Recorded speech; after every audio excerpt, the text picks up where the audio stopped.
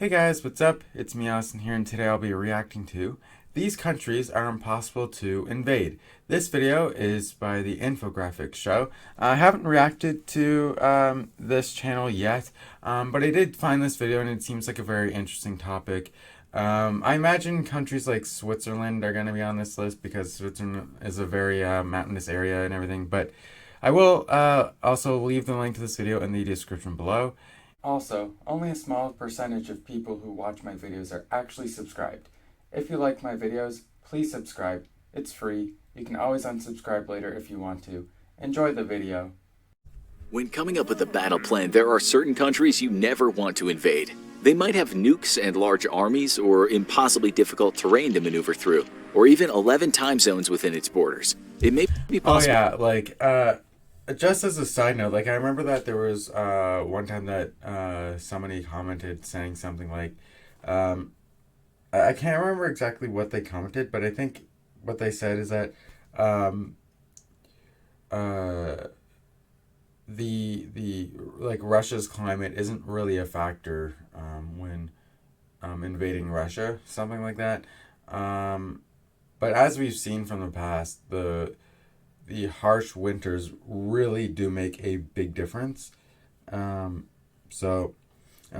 as a side note, I mean, just look at basic history and you'll figure that out. For invaders to step foot in these countries, but they most certainly won't make it out alive. The United States isn't the world's only true superpower. It has the largest military in the world and enough nukes to end humanity many times over. So let's just assume it'd be impossible. Okay, what country would need that many nukes?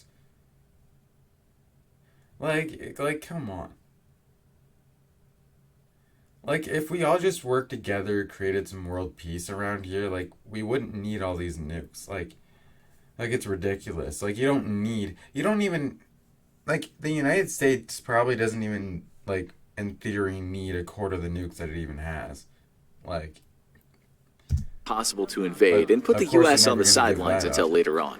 But even this superpower couldn't control our first country. You've probably been hearing a lot about Afghanistan recently because the United States failed to subdue it after a 20-year war. The Soviet Union failed before that, and Britain failed epically hard in the 1800s. It's no wonder the country's been called the graveyard of empires. One of the main obstacles when invading Afghanistan, as all of the countries in the past who have tried and failed found out, is the terrain. It's made up of some of the driest and most inhospitable deserts in the world. The country is also surrounded by impenetrable mountains. These landscape features double as not only protective terrain, but a good place to hide and regroup if Afghan forces are in trouble. The high peaks of the numerous mountain chains that surround the country make armored vehicles and tanks useless. The only way to combat Afghan forces in the mountains of their country is by putting boots on the ground. Since the Afghan people have a cultural knowledge of these regions, it makes it impossible for an invading army to win a war in the mountains of Afghanistan. A second reason why Afghanistan is impossible to invade is because of the people themselves. They will not be subdued. There are several different ethnic groups, and each forms a close-knit community that will fight to the death for one another. What makes the Afghan people unique is the loyalty to the cultural group they belong to, but also their ties to multiple other groups. In the end, the Afghan people will put aside their differences to fight off foreign invaders. This means no matter what strategy an invading country takes, whether it's by conventional warfare like the British did, unrelenting violence like the Soviets did, or nation building like the United States tried to do, it will fail. Afghanistan seems to be a country that if you invade, no matter how powerful you are, you will not succeed. Our next nation is a heavy hitter, but the reason that... I mean, well, why don't... if the United States wanted to take over Afghanistan, why didn't they just nuke it about 5 times or something? I don't know. If they're truly that determined about taking it over, and all these different countries and everything. Well, I know that not every country has nukes, especially 20, 30 years ago, That China would be impossible to invade isn't what you might think. First of all, China is the most populated country in the world, with close to 1.4 billion people. This means there is a large pool of soldiers from China to draw from in an invasion. That being said, not everyone is meant to be a soldier. But if the Chinese government focused on ramping up production of weapons, the industrial military machine of the country would most certainly be able to arm every man, woman, and child within its borders if they needed to. And although civilians and poorly trained soldiers going up against the might of a well-disciplined invading force might not seem like a good idea, if the invading force is outnumbered by enough Chinese people, they will be overwhelmed and washed over like a wave crashing against the sand on a beach. Another thing that China has going for it during an invasion is the unobstructed power of the government. Living in a dictatorship is not an ideal situation, but if quick decisions about military manufacturing and how to respond to an invasion were ever needed in China, their government would not run into any opposition or red tape. What the government says goes, and if they want 1 billion people to be armed to fight, they can make it happen very quickly. The manpower of China would definitely take its toll on an invading force, but the size of the country, the change in terrain, and the intense weather conditions in both mountainous and coastal regions would make moving an invading force into and across the country incredibly difficult. And that's just the natural landscape. China has some of the most dense cities in the world, meaning that an invading force would not only need to be able to fight in the desert, mountains, and jungles of China, but in close-quarters urban warfare as well. When trying to clear entire concrete jungles of high-rises, an invading force would be slowed down and most likely decimated by the population in the city. It's also important to remember that China has one of the largest economies in the world and a huge workforce. They would be able to manufacture pretty much any technology they needed, along with vehicles and aircraft at a moment's notice. The Chinese people have the capacity to resist an invading force and deplete their resources long before they would need to use their last line of defense, the 350 nukes that they have stockpiled within their borders. Our next... Yeah, but like I said, why don't we just try to create some world peace instead of... why can't we just accept the fact that some people are different from other people? Why can't we just accept the fact that everybody's different in their own way? We don't I'm a strong believer that we don't need any nuclear weapons. If everything on Earth was perfect, which unfortunately it is not, we wouldn't need nukes. We wouldn't even need armies. We wouldn't need to have all these wars where we're sacrificing people's lives for, in the end, what could be pretty much almost nothing. Why waste more lives? This country shares a border with China and isn't too far away from Afghanistan. It would seem the topography of this region plays a major role in fortifying countries from invading forces. India is protected by the Himalayas to the north, deserts to the west, and tropical jungles to the east, and by the ocean to the south. Although it's not an island, it might as well be for any invading force, because the only reasonable way to invade the country would be by sea. Unfortunately for the invaders, the Indian military has already prepared for that. The Indian Navy is not to be messed with. They have both conventional and nuclear submarines, missile cruisers, and an aircraft carrier ready to defend their coastline. Altogether, the Indian Navy has around 150 ships and 300 aircraft at their disposal to fend off an invading force. Right. I don't have anything to add to that, but what I am wondering, there was once a time where India was actually British India, where India was under the direct rule of the British. Now, my question is, if Britain wanted to, could it successfully take over India once again? What I do know, what he's explaining here is that the Indian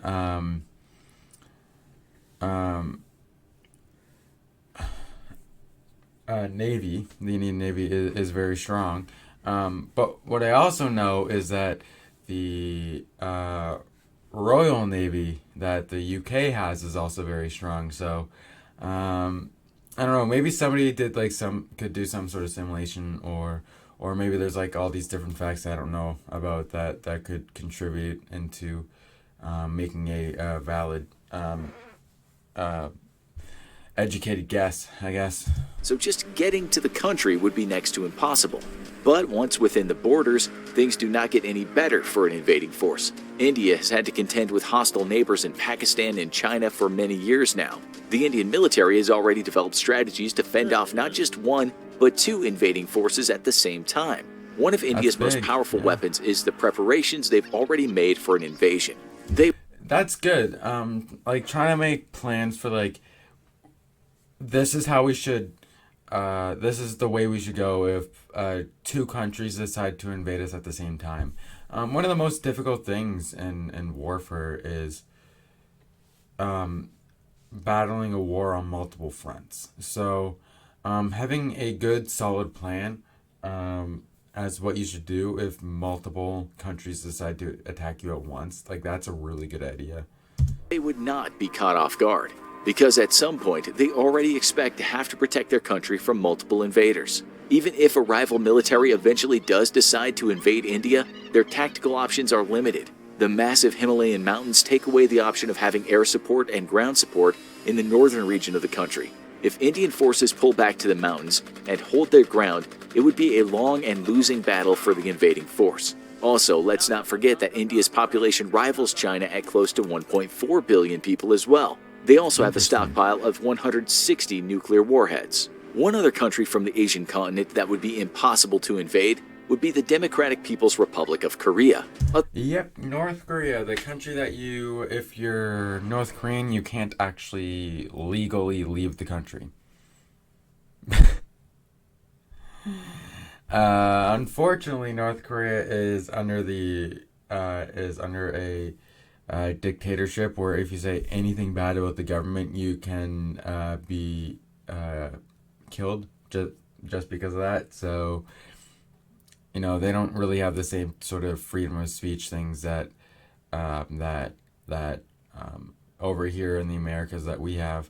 Like I can say, like I don't think the Canadian government is good or I don't think the Prime Minister is doing the best job that he could be doing. I can say those things without having to worry about my life being taken away from me. Other than having a maniac for a dictator that is willing to do whatever it takes to maintain his power, even if it means killing his own people, North Korea has a formidable military. In fact, North Korea has the second largest army in the world, with around 700,000 active members and 4.5 million people in reserve. Since the dictators of the country have always been power hungry and have had a bit of a complex with showing Western countries they're powerful, North Korea currently has around 4,200 tanks, 458 fighter planes, 750 naval ships, and somewhere between 30 and 40 nukes. So any invading force would have to bring their entire military just to stand a chance. And even that might not be enough. It's no secret that North Korea and China have a close relationship. If a country tried to invade North Korea, China would most likely come to their aid. And having to fight both North Korea and China's military would be practically impossible without sending everyone into World War III, and most likely a nuclear holocaust. Now, yeah, speaking of World War III, something that I kind of want to know is like, what are like some things that could happen that actually might or could cause a third world war? Of course, there's things like NATO and the European Union that like. I know at least for NATO, like, pretty much all the countries have to agree that war is the only option for you to go to war. I mean, of course, in the United States, there are certain ways to get around that, but yeah, it is kind of interesting. Like, what kind of things could cause World War III if it ever does happen? Hopefully, it doesn't. And what is likely to happen? I mean, who is likely to come out victorious? I mean, and victorious as in like territory, but like in my opinion, nobody wins a war. Nobody wins any wars that whenever they get involved. You're just like sacrificing your own people for what, like a few kilometers of land, in most cases, for me, like pretty much all cases, war just doesn't seem worth it to me. Let's talk about the largest country in the world. It spans 11 time zones and Russia. 2 continents. Would it be even remotely possible to invade Russia? As history has shown us, there is zero chance of invading force successfully subduing and controlling Russia. Being the largest country by landmass, Russian topography is made up of a little bit of everything. A good portion of the northern part of the country sits in the Arctic, which would make complete invasion of the country just not possible. And here's why. As history has shown, the Russian landscape is brutal. The majority of it is hostile, dry, and cold. Really, really cold. But it actually isn't so much the weather and land that will defeat an invading force, it's the Russian people and what they will do to the land. When Napoleon invaded in 1812 and the Axis powers invaded in World War II, neither was successful. Russia is just too big, and the Russian people know it. They aren't afraid to retreat further and further into the harsh lands of the country. The problem for an invading force is that when Russians retreat, they destroy everything they leave behind. This includes structures for shelter, farms for food, and factories for making and repairing equipment. The Russian people will destroy their own homes before they will let it fall into an invader's hands. And as all militaries who have tried to invade Russia know, if there is nowhere to hide from the brutal Russian weather or food to eat, the war is over and they have lost. Yeah, that's what I'm talking about right there. Like, the winters in Russia are just extremely brutal. Like, if you don't have the proper equipment to survive really, really cold temperatures, like, you're in trouble if you're in the middle of Russia, in the middle of the winter time, and that's why I'm thinking, like whenever Germany invaded Russia, whenever it came to winter, Hitler really should have told his men to dig in for the winter, instead of trying to continue to fight, because Russia, like you can't win against Russia in a fight in the middle of the winter, whenever your climate of your country is usually similar to the Americas or what have you, where the winter it's not as cold as Russia, and then you have the summer obviously where it's pretty warm. So the size of Russia is massive, so invaders need to be able to fight in 11 different time zones at the same time if they're going to take the entire country. This makes strategizing the invasion of Russia almost impossible on its own. Plus, Russia has an active military of over 1 million people and another 2 million in reserve. They also have support from several of the Soviet Union's former territories and other communist states. Can somebody tell me how accurate that is? Because from what I know is that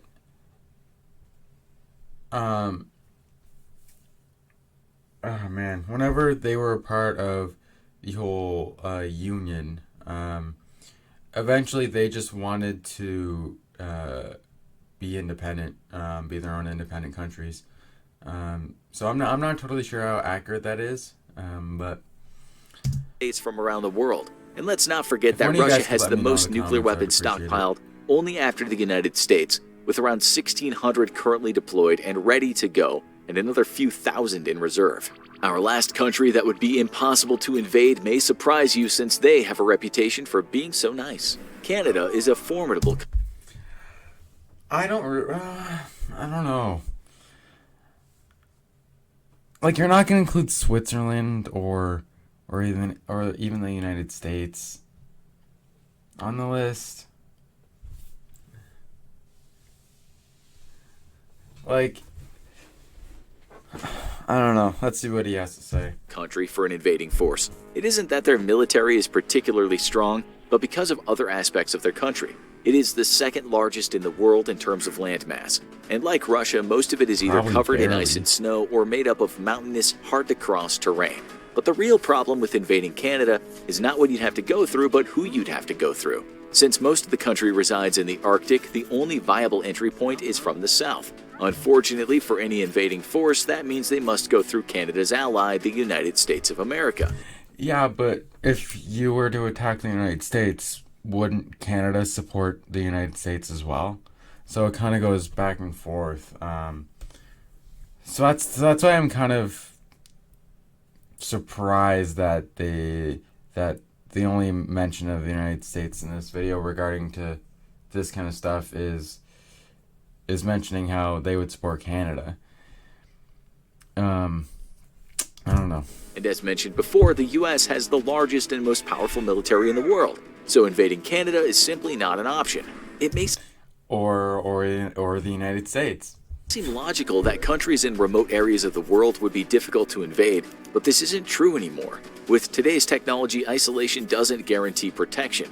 Most militaries have advanced naval ships and aircraft that make hard-to-reach places accessible. In order to be a country resistant to invasion, you need a harsh landscape, a strong military, and citizens willing to do whatever it takes to win. Now watch, could the U.S. defend from an invasion of the homeland? Or check out the only countries that have never lost a war. Alright, yeah, like, okay, so yeah, that was a good video. I just want to go back a few seconds, though. Like, could the United States defend an invasion of the homeland? 100. I'm just gonna say yes, because, like he said in this video, the United States have the strongest military in the world. But yeah, yeah, that was a good video. I did like it for sure. Alright guys, that's going to be it for today's video. If you haven't already, I do suggest that you give the video a like. And if I get many likes on this video and many comments and a lot of support, I will actually consider reacting to another one of this channel's videos. And also, if you haven't already, I would suggest that you consider subscribing with post notifications on. That way you won't miss out on any of my future uploads. And I'll see you guys in the next video. See you later, guys.